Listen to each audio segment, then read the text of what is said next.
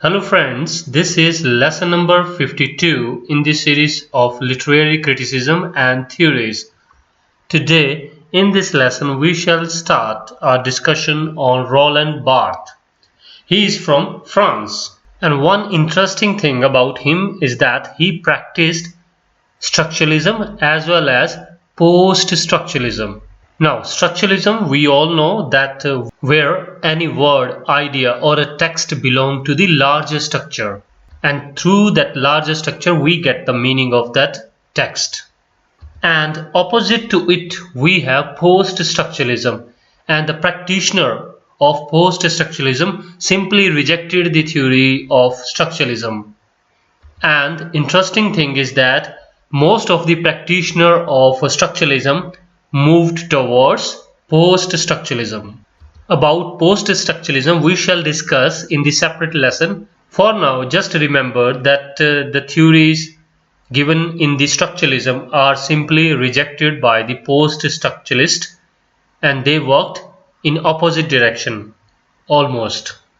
Anyway, we come back to Roland Barthes. He's an important philosopher and thinker, as we had a long lesson on Mikhail Bakhtin, and we had a number of questions in the UGC NET exam. Same way, we have the importance of Roland Barthes, and there are a number of questions about him in the exam. So without wasting any more time, we quickly come to his works. So the first essay we have written by him, that is S/Z. This is an essay, S by Z, in whatever way you can take, and it was published in the year 1975. In that work we have the two concepts given by him. The first is readerly text and the second is writerly text. Like the other beautiful terms in the modern literature, the same way we have readerly and writerly, because these sort of terms in modern literature, as they appear and in actual sense they are opposite to its appearance. So prima facie, if you do not know about readerly text, whatever the meaning that you are taking in your mind, you will find that the opposite meaning is given by the author. So let's discuss what is readerly text. To begin with, one simple point, that who gives the meaning to the text in readerly text? The answer is writer. The reader is supposed to take the meaning, whatever the meaning is given by the author or the writer. So remember, the reader receives what the writer gives, and that is readerly text. And the most of the text that we read, that is readerly text. Take any work before the 20th century, like any Elizabethan drama or even the stories from the novels of Restoration Age or in Victorian age. In all these works, what you see that the writer is telling you something and you are getting the same way, the same meaning. The reader is almost passive in that process. He is not producing any meaning. Rather, the writer is giving the meaning and reader is getting the same. And now what is the characteristic of that type of text? These are simply linear text, and we are quite familiar to that sort of text, written in traditional manner with identifiable world. Means everything is quite familiar to the reader, the characters, the events, the story pattern. And if 100 people are reading that text, they would almost produce the similar sort of meaning what is given by the author. I am not giving any example of this type of text, because everything is an example. From the 18th century, 17th century, 16th century, 19th century, any work, Victorian novels like of Dickens, the story as it is told by the writer, we are taking the same way. We are not producing the meaning, we are rather receiving the meaning given by the author. Take the plays of Shakespeare. The same way we produce the meaning as it is given by the author. And now we come to the writerly text, and that will be opposite to the previous one, of course. Here, one thing, reader construct the meaning, not the writer. And one thing you should remember, in the most of the text of Roland Barthes, you will see this meaning, that author has no role to play in the text, as he has written a statement. Now the author is dead. There is one concept even associated with Roland Barthes, that is the death of author. We shall discuss that. But the meaning is the same almost everywhere. That he says the text hardly belongs to the author. The modern day text, it hardly belongs to the author, rather it fully depends on the reader. How? For example, you have written 2 lines and there must be some motive or some intention behind these 2 lines in your mind. But as you wrote down these lines and then that text comes in the domain of the readers, and these readers may produce different meaning. What was intended by you may be slightly different or maybe completely different. He says that as long as the idea is in your mind, you have control over it. But when you write these lines on the paper, now you have no control over that text. Whoever reads these lines will produce his own meaning. That is the speciality of the modern day text that we see in the 20th century. And this is the text called as writerly text. Now, what is the quality of that sort of text? It would be easy to read? No. Will it be familiar to the reader? No. Will the characters, events easily identifiable? No. So now you see that the construction of the meaning is entirely depending upon the readers. There is no fixed meaning associated to the text. And that sort of a text could be as absurd text as we take. Read anything from the 20th century, like Waiting for Godot or the plays of Harold Pinter. You will find them quite absurd. You will see that there is no meaning or there is no conclusion sort of thing in the play.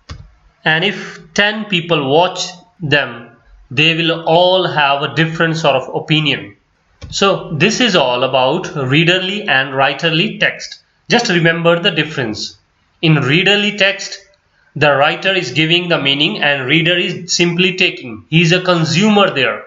On the other hand, in writerly text, who is producing the meaning, who is constructing the meaning? That is the reader. And sometimes even that the meaning is changing even by the same person.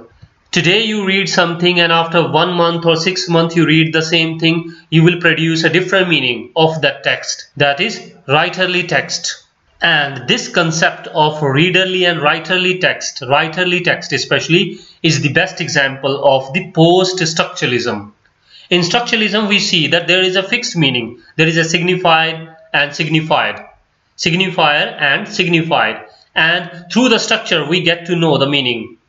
But here, we hardly talk of any structure. Rather, we say that the meaning is not fixed. It is ever-changing.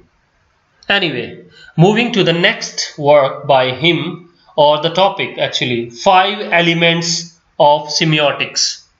5 elements, or in the bracket you can write as codes, 5 chords of semiotics. Again, just try to recall what is semiotics. Semiotics is the study of signs, symbols. And here he says that with any word, with any signifier, there may be the plurality of the meanings. So every text may have multiple meanings and there may be different ways of reading and getting different meanings. Now, in these 5 elements talked by Roland Barthes, we have the first is hermeneutic code. Hermeneutic code. This word hermeneutic actually associated with Bible and that religious text. Like in any religious book, there are some typical words or phrases are written, like some shlokas are written, or some poetry, or maybe the couplets in the form of poetry are written. And to get the meaning from that text, there we perform a study, and that study is called as hermeneutics. So it is the study to interpret the text So from hermeneutic code we understand that in any text there could be written something and that is not well explained there. Only something is mentioned and then we have to produce the meaning. What does it mean by that? For example, you read a story and in that there comes a point and that is not explained. So you think and you cannot find the meaning in the text. So then you will produce the meaning yourself. For example, someone appears on the stage or in a story with a long hat on his head and there is no use of that hat. And throughout the story there is hardly any reference to that hat. Then we start thinking then what is the purpose of this hat? So it is not clearly told there. So that is hermeneutic code. There we have as a reader an enigma which keep us in concerns. Or in other example like someone tells a lie in the story with no purpose. That is also called as hermeneutic code.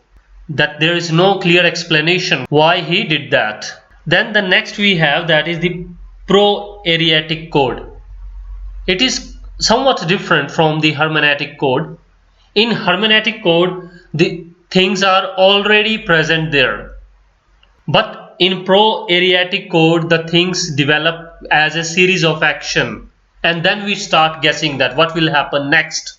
For example, the same character as we imagine appears on the stage and he takes a long hat in his hand and then hides something within the hat and then put it on his head. And then we start thinking that what is the purpose behind these 2 or 3 actions?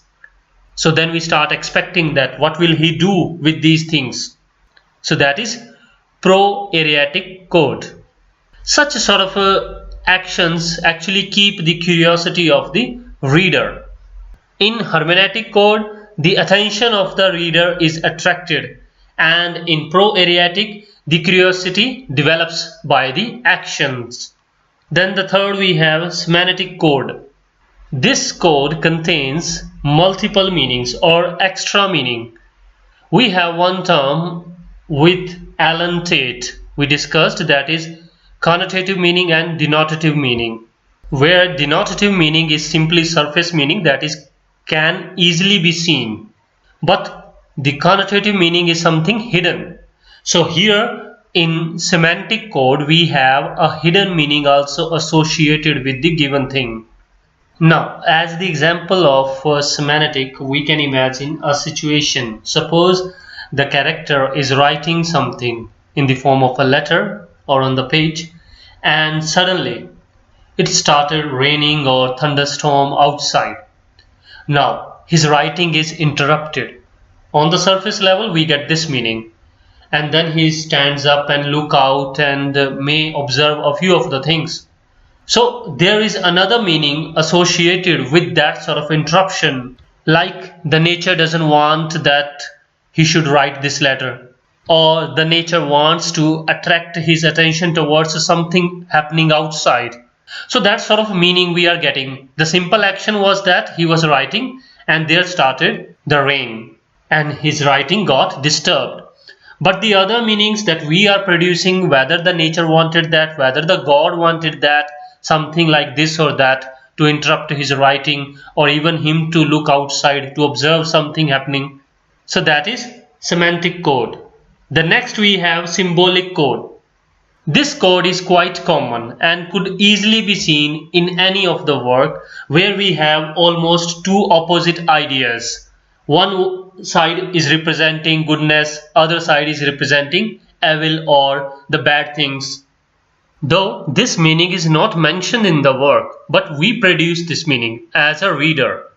Like one example we can take from Hard Times, written by Charles Dickens. In that we have clearly the two categories of the people, one who are following the principles of the utilitarian world and other people who are going with the principles of humanity. So that sort of a code can be seen in any element, not just in the characters, even in the happenings, and it mostly go in the binary opposition. Such symbols could be like honest or dishonest, good or bad, easy or difficult, beautiful or ugly, happy or sad. There is a work, North and South, by Elizabeth Gaskell, and in that work we see the two different worlds. The one is of North England and one is of the South England. And in one we have the rich people and in the other we have the poor people. One more example can be like 1984, written by George Orwell, and in that we have the people who surrender to the authority. And we have also the person like Winston Smith who never surrendered. Okay, in the end he did that, but throughout the novel we see that he is standing up against the authority, though secretly, but still we categorize them as the people who submitted to the authority or the people who are revolutionary. One more example can be Pride and Prejudice, written by Jane Austen, and in that we have the categories of the people like who are money-minded or behind the money fortunes, or the people who are going for the true love, not for the money. So with every action or character, these sort of symbolic codes are associated. And the last code we have, that is cultural code. This code is typically related to a particular knowledge. If you know about that thing, only then you can understand, otherwise you cannot. One simple example, that in the movies or serials you may have seen the Christian people. Whenever they pray to God, they make a cross with their hands. And if someone knows that thing about Christianity, only then he can understand and relate them to Christianity. Otherwise, we people cannot understand what they are doing, what that code means. So that sort of cultural codes are learned through exposure to that culture. Like sometimes the people get a photo shoot and in that they make a symbol of V with their fingers. So V stands for victory. So if we understand this code, only then we can interpret, otherwise not. So these type of codes could be related to any particular religion, any particular category of the people, or of any subject. And mostly these codes are shared by a particular community or a group of people. So these were the 5 codes or 5 elements of semiotics given by Roland Barthes. Hermeneutic codes, which are not clear. Pro-areatic codes, the codes which are consist of the series of actions or the events. Then there are semantic codes, the codes which are carried as an extra meaning, additional meaning with the given thing. And then symbolic codes, the codes which stands in opposition mostly, where we symbolize a group of people or the characters to particular quality and others to the opposite quality. And then we have cultural code, which are learned in a particular culture. And after this we have the work Death of Author, written by Roland Barthes. Simply remember this title, Death of Author. And the concepts he talk about, that is quite similar to the writerly text. And in French the title is Les Mortes d'Arthur. And here it's not Arthur actually, as I pronounced, it's author. And author can be pronounced in a different way, a little different, but it starts with the title like Les Mortes d'Arthur. And it reminds me of the work Les Mortes d'Arthur, written by Thomas Malory in the early 15th century. And related to that, there was a question as well once in the exam, that what does it mean, Les Mortes d'Arthur? And it means the death of Arthur. So same way we have death of author in this work. Here Roland Barthes is saying that the voice of author is not so important. What writer is saying, it is not so important, but how the reader is interpreting, that has more importance than anything else. That is why he says that as the text is written, the author is dead. He has no control over the words, or he has no existence in relation to the words whatsoever. Further, he adds that author never speaks. As the text is written, then the words, the language will speak. And then he concludes by saying that every reading can be a misreading, as it may have several meanings. For example, the writer has written something and now you are reading the text, I am reading, a number of people are reading the text. The author is already dead. So we 100 people may produce different meanings from that text. So any text, any reading by each of us could be held as misreading. And then he gives the concept of deconstruction. About it, I have already told you that in structuralism we saw that according to Ferdinand de Saussure that words give a meaning, a signified and signifier. So signifier is taking us to the signified, and in deconstruction he says that words don't have a fixed meaning, rather they have multiple meanings. And then we have a quote from his works where he says, "A writer is nothing. He borrows everything from the cultural dictionary, language, from environment, and after writing, the writer has no authority over the language. There will be endless interpretations, and the author must die." So that's all we have for this lesson. First, we discussed an essay written by him, S/Z, and in that we discussed a few topics like readerly text, writerly text, and then 5 different elements or the codes of semiotics, hermeneutic code, pre-ariotic code, and semantic code, symbolic code, and then cultural code, and then the work Death of Author. And after that we have a few works, just the name of these works. I quickly recite these names and then we take a few questions which were asked in the previous year's exams. The first, Image Music Text, written in the year 1977. And in this work we have an essay and the name is From Work to Text. From Work to Text. And then there is another work, Mythologies, written in the year 1972. Structural Analysis of Narrative, and then Writing Degree 0. Maybe some different sort of a title like Writing Degree 0, published in the year 1968. Actually, I told you these names because these names were directly asked in the previous year exam. So that is why I just named these works. So there are several questions. The first, the work Mythologies. Who has written this work? Roland Barthes. Death of Author. Remember this.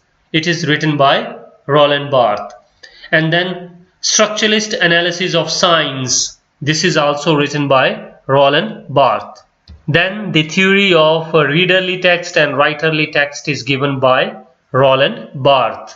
Then there was a question that writerly text, and we have to choose the option, the correct option from the given options. What is the right definition or characteristics of writerly text? So we have the answer: active participation of the reader in the establishment of the meaning of the text. Then in another question there was another quote: text that draws the attention to its artifice, to the ways in which it is structured. That is called writerly text. Just see the words. Text that draws the attention to its artifice. Artifice means how skillfully, cleverly the text is written. So the text, when it is attracting the attention of the reader, that how it is created, having multiple meanings. So that sort of attention is given by the reader only in the writerly text. Because in readerly text he simply reads. He does not care about how is the structure or how the text is actually written. He simply reads the text and takes the meaning. But in writerly text, he draws, or the text actually draws, the full attention of the reader. The next question. Roland Barthes wrote an essay, Work to Text. Work to Text, and about that essay, which of the two statements are correct? So the given options are: first, text is held in language, no role of author. Next, text is methodological field. Next, text has singular meaning. And the last option is text can be held in the hand. Now think, out of these four options, which two are correct? Again, I repeat, text is held in language, no role of the author. Absolutely correct. Then text is methodological field. That is also right. But if we look for the incorrect statement, that will help us a lot. Like text has multiple meaning or singular meaning. According to him, multiple meaning. So that is wrong if we say singular meaning. Then the last option, text can be held in hand. No.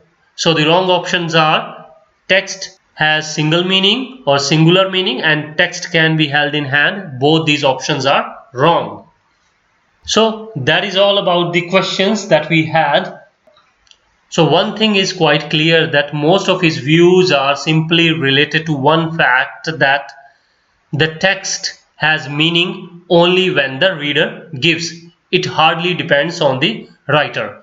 One more quote from him is there, like a work is written by author.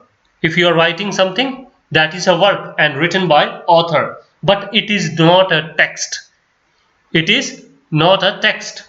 But when the reader reads it, then it becomes the text and the author is dead. And that's it for this lesson. I hope you must have enjoyed this long lesson on Roland Barthes. The people like Mikhail Bakhtin, Roland Barthes, they are so much important in literary theories. So remember that Roland Barthes practiced structuralism first and then he moved towards post-structuralism. So that's it for this lesson. Thanks a lot for watching this lesson and have a great day.